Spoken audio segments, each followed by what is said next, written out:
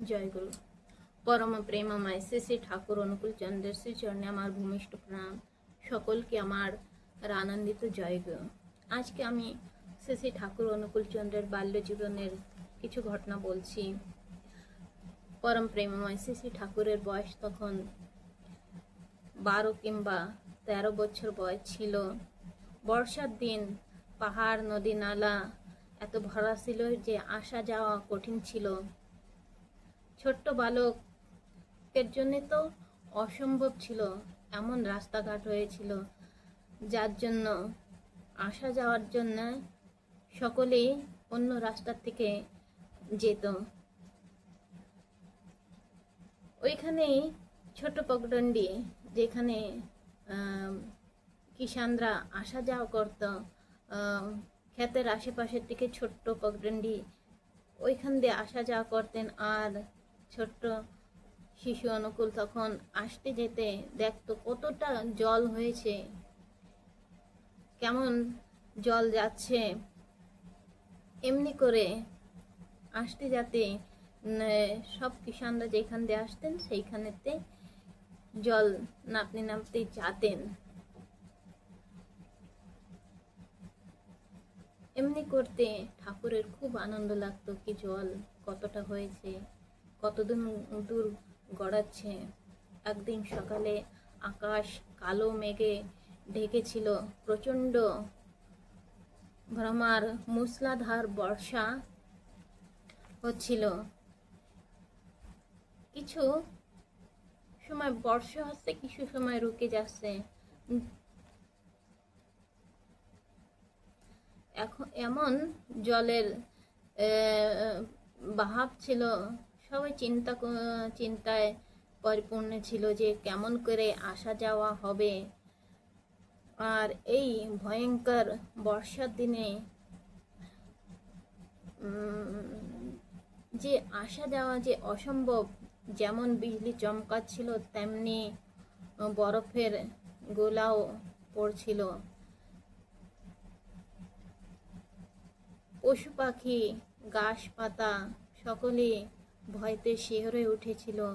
দুপুরে ক্লাস ছিল, ক্লাস আরম্ভ হলো। ক্লাস করতে করতে বর্ষা, ধোঁয়াধার বর্ষা শুরু হয়ে গেল। তখন শিশু অনুকূল বারবার খিড়কির থেকে মাথা বের করে দেখছিল কত বর্ষা হচ্ছে।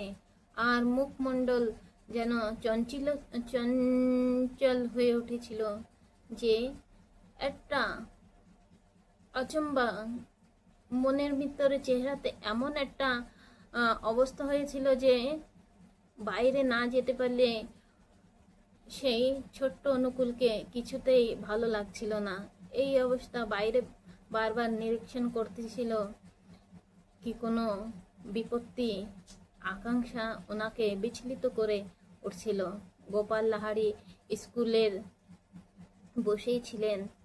ওনার কাছে গিয়ে বললেন, মাস্টার মশাই, আমি ছুটি চাই, আমি বাইরে যেতে চাই, আমার অত্যন্ত জরুরি একটা কাজ এসে গেছে, আমি যাব। তখন ঘনঘোর বর্ষা চলছিল, বিজলি চমকানো, থরথরানো।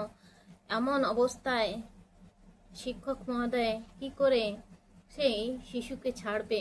উনিও ভাবতে লাগলেন কি করে ছাড়বো। কিন্তু শিক্ষক মহোদয় মনে মনে ভাবলেন হয়তো শৌচাদির বেগ আসছে, তার জন্যে যেতে চাচ্ছেন। তাই গোপাল লাহারি দুর্যোগ ভেবে যেতে দেন নাই। কিন্তু সেই বালকটির স্বভাব তো জানতেন তিনি, তাই তিনি যাওয়ার ছুটি দেওয়াই লাগলো। সেই ছুটি পেয়ে একটি ছাতা নিয়ে বর্ষা বাদলের পরোয়া না করে জলদি করে দৌড়তে লাগলেন। যেতে যেতে রাস্তায় দেখে কি একটি নালা তো এমন যে নদীতে পরিপূর্ণ হয়ে গেছে। কোথায় নালা, কোথায় রাস্তা, কিচ্ছুই দেখা যাচ্ছে না। রাস্তায় এমন ছিল, এমন এসে দেখলেন একটি বৃদ্ধ জলের স্রোতে ভেসে যাচ্ছে, আল্লাহ আল্লাহ করে চিৎকার করতে লাগলেন। সেই স্বর শুনে ওইখানে এক জায়গায় ব্যক্তিকে রাখলে। সেই বৃদ্ধের বয়স ছিল 80 বছর। এমন দেখা যাচ্ছিল, শুধু খাঁচা ছিল, হয়তো শরীরে কিছুই ছিল না, খাঁচার মতন দেখতে সরোজদা। সেই 80 বছরের বৃদ্ধের কাছে সেই জলের স্রোতে সঙ্গে লড়াই করা কত দুর্যোগ ছিল। সে একটি গাছের ডাল ধরে আল্লাহ আল্লাহ করে চিৎকার করতে লাগলো, আল্লাহ আমাকে বাঁচাও, আমি অসমর্থ হয়ে গেছি। যেন মৃত্যু ওনার সামনে এসে দাঁড়িয়েছে। অসহায় হয়ে এমন করে চিৎকার শুনে ঠাকুর অনুকূল নিজের বই খাতাগুলি এক পাশে রেখে সেই ছোট্ট 12 বছরের 13 বছরের শিশু হাতটিকে বাড়িয়ে দিল। সেই দুর্যোগে সেই মুসলমান ভাইটা আল্লাহ আল্লাহ করে চিৎকার করলো। তখন সেই যতই কোশিশ করো সেই বৃদ্ধটা বেরোতে পারছিল না। তখন দেখে একটি হাত চলে আসছে। তখন সেই বৃদ্ধ ব্যক্তিটা চিন্তা করলো, হয়তো এই যে আমার খোদা পাঠিয়েছে, খোদাই আসছেন আমাকে বাঁচানোর জন্য। তাই সেই 13 বছরের বালক সেই বৃদ্ধের হাতটিকে ধরে টেনে বের করলো, তাকে তার শরীরটাকে সুন্দর করে মুছে টুছে এক জায়গায় নিয়ে গেল। নিয়ে যাওয়ার পরে যতক্ষণ না তিনি সুস্থ হলো ততক্ষণ সেই বৃদ্ধের কাছেই রইল। যখন সেই বৃদ্ধটি পরিপূর্ণভাবে সুস্থ হলো তখন তিনি সেই জায়গা থেকে রওনা দিলেন। আস্তে আস্তে রাস্তায় দেখে গাছপালা সব রাস্তায় পড়ে আছে, ভাঙ্গে চুরে পড়ে আছে ডালিয়া। হিমায়তপুরের রাস্তা এমনই হয়েছিল, চুপচাপ হেঁটে যাচ্ছে। হঠাৎ বর্ষার ওলা আহাতে একটি বাজ পাখি এসে শিশু অনুকূল চন্দ্রের কাঁধেতে বসল।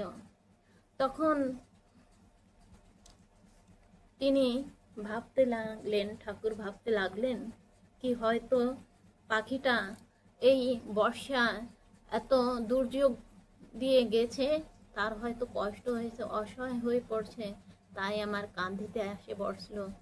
তাই সেইখানে ছোট্ট ঠাকুর দাঁড়িয়ে পড়লে, স্থির হয়ে গেলে জানে সেই পাখিটার কোনো কষ্ট না হয়, সে জানে সুস্থ হয়ে সেইখানে একটু বিশ্রাম নিতে পারে। বিশ্রাম নিয়ে যখন সেই পাখিটি সুস্থ হলো তখন সেই জায়গাতে উড়ে গেল। তখন তারপরে শিশু অনুকূল আগে চলতে লাগলো। দিন সমাপ্ত হওয়ার মতন তখন ধীরে ভিজে গায়ে ছিল, শুকিয়ে গেল কাপড় চোপড় শুকিয়ে দীর্ঘ সময় পর ঘরে যখন আসলো, মাকেও অনেক সময় দেখে নাই। মনটা অস্থির হয়ে উঠছিল কি ঘরে গিয়ে প্রথমেই মাকে যত সারাদিনের বৃত্তান্ত হয়েছে মাকে বলবো।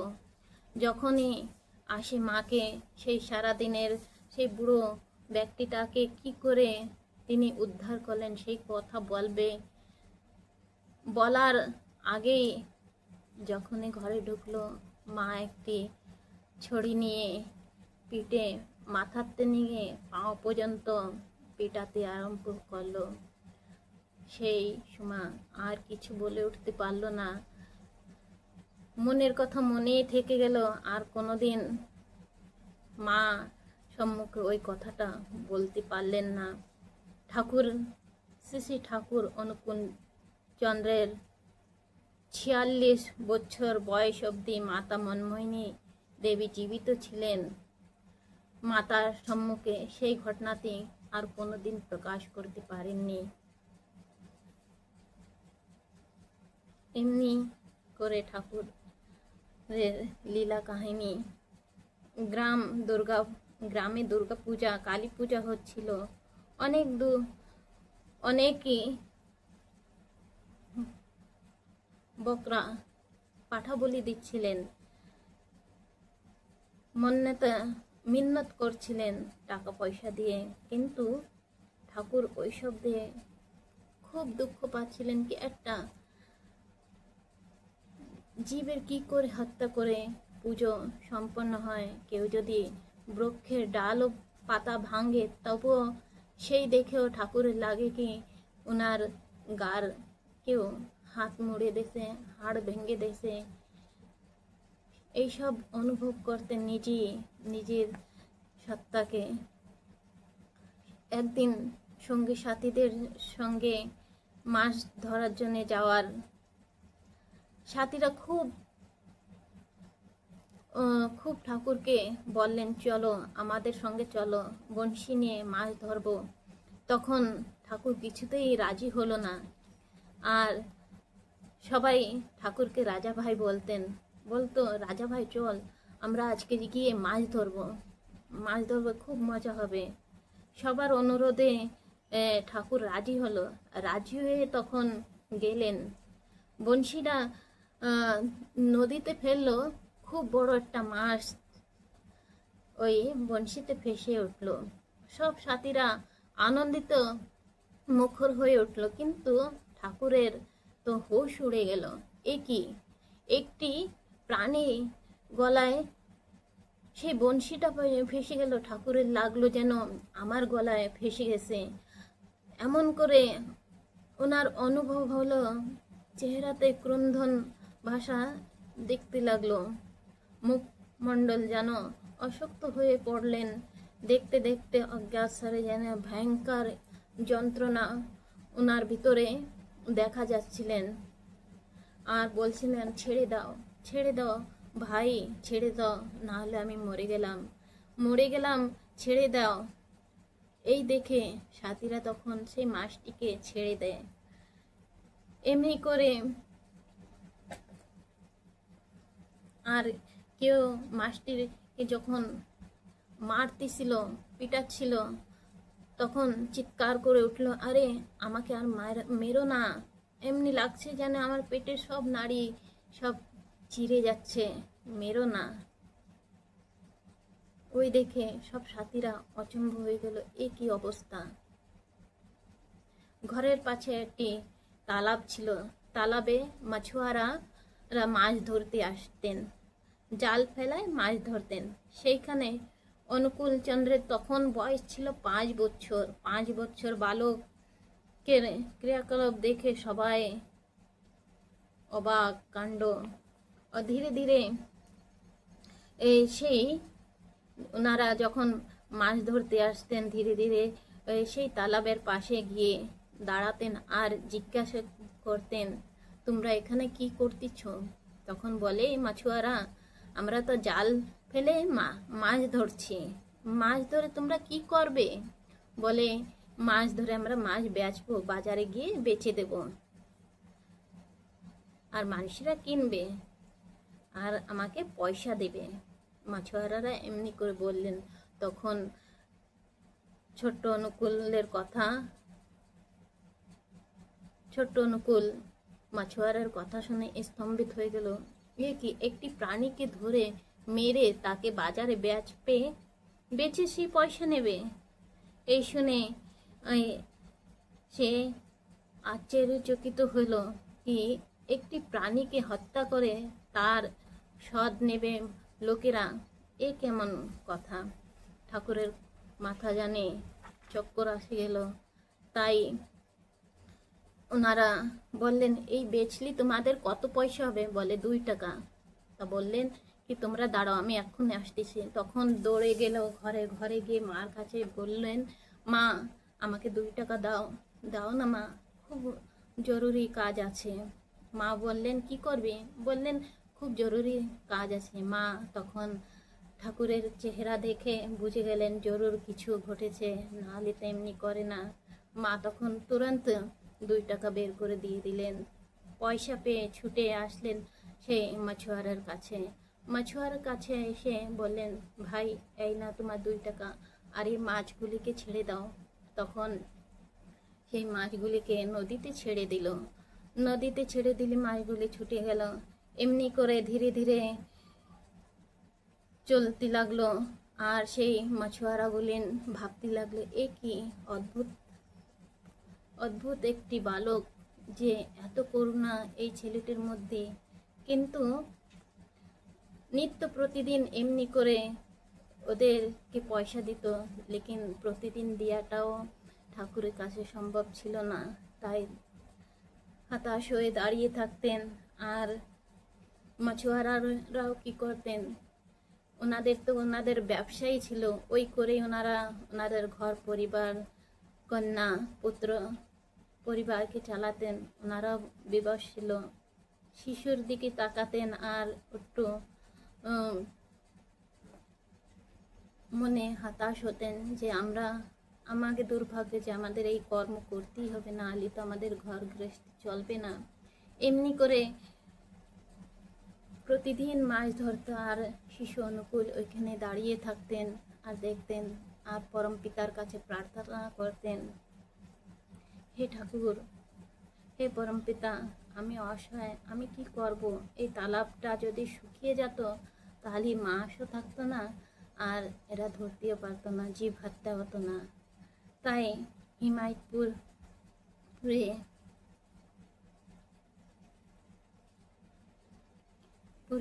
সেই তালাবটি দেখা গেল শীতকাল আসতে আসতে তালাবটি একেবারে শুকিয়ে গেল। সেই তালাব এখনো শুকনো আছে। ঠাকুরের প্রাণে সকলের ব্যথা লাগে।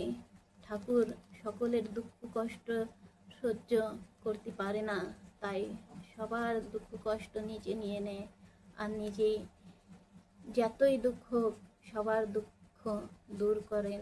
এমনি করে ঠাকুর কত জীবজন্তু মানবের সহায়তা করে গেছেন। ঠাকুর এমনি করে লীলা করে গেছেন। জয় গুরু।